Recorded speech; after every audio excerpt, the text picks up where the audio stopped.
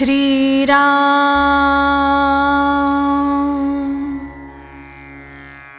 नाम निष्ठेने घ्यावं. नाम श्रद्धेनं घेणं म्हणजे काय? तर आपल्या गुरुने किंवा ज्याच्याबद्दल आपली पूज्य भावना असते अशा व्यक्तीने सांगितलं म्हणून घेणं. अशा श्रद्धेनं नाम घेणाऱ्याच्या मनात शंका येत नाही. ही स्थिती फार भाग्याची पण तितकीच दुर्मिळ. निष्ठेनं नाम घेणं म्हणजे शंकारहित नाम घेणं. शंका अनेक तऱ्हेच्या असतात. नाम घेताना भगवंताकडे लक्ष नसलं तर त्या नामाचा उपयोग आहे की नाही?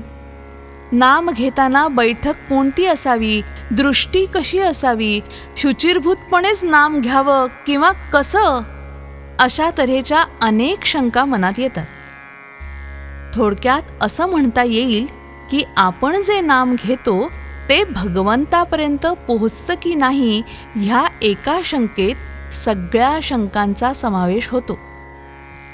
भगवंत आणि त्याचं नाम एकरूपच असल्यानं त्या दोहोंच्या आड काहीच येऊ शकत नाही.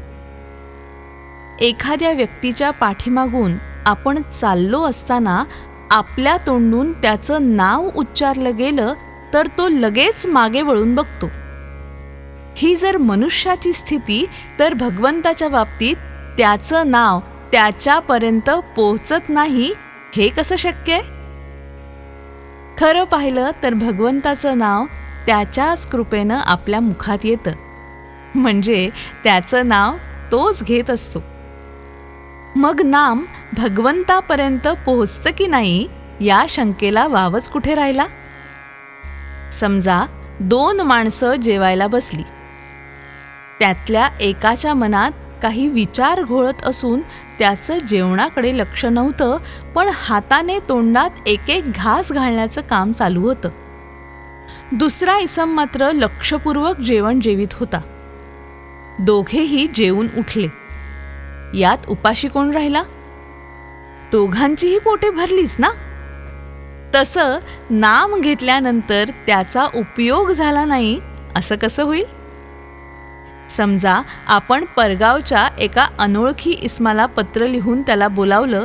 तो आला आणि त्याने सांगितलं, तुम्ही ज्याला पत्र पाठवलं तोच मी. तर त्याच्या वचनावर विश्वास ठेवून आपण त्याला जवळ करतो. तसं भगवंतानं सांगितलंय की जेथे माझे नाम तेथे मी पुरुषोत्तम. तर मग या वचनावर विश्वास ठेवून नाम घ्यावं आणि त्यातच त्याला पाहावं असं का करता येऊ नये? हीच श्रद्धा. आपण ज्याच्या पोटी जन्माला आलो त्याचंच नाव आपण आपल्या नावापुढे लावतो, तसं भगवंताच्या बाबतीतही करावं. त्याच्याच नावाने जगावं. म्हणजे माझा सर्व करता रक्षिता तो एकच असून त्याच्याशिवाय माझं या जगात दुसरं कुणीही नाही या भावनेनं राहावं. असा जो भगवंताचा होतो त्याचं महत्त्व भगवंत स्वतःपेक्षाही जास्त वाढवतो. श्रीराम.